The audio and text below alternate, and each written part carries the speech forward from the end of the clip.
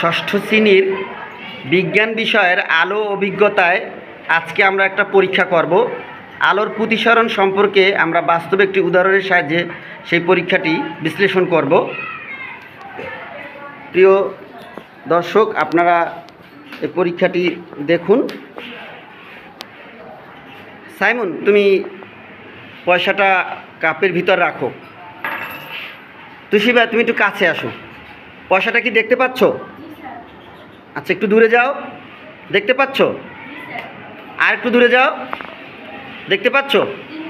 আচ্ছা সাইমন, এবার তুমি একটু পানি ঢালো কাপের ভিতর।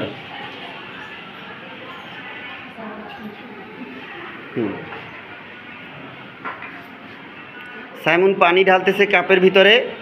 হ্যাঁ, একদম একদম পূর্ণ করো কাপটা।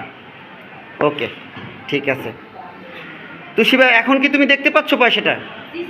আচ্ছা, এটা কেন দেখতে পাচ্ছ তুমি? আসলে মুদ্রাটা মুদ্রার জায়গায় আছে, আলোটা বেঁকে আমার চোখের সামনে ধরা পড়ছে। অনেক চমৎকার উত্তর তুমি দিয়েছো। এটা আসলে আলোর কোন ধর্মের কারণে, দুজনই বলো। আলোর প্রতিসরণ। প্রতিসরণ। খুব সুন্দর।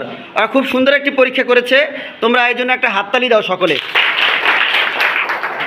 অনেক অনেক ধন্যবাদ তোমাদের সকলকে। আমরা বাস্তব পরীক্ষার মাধ্যমে আলোর প্রতিসরণ সম্পর্কে ধারণা পেলাম। ধন্যবাদ সকলকে।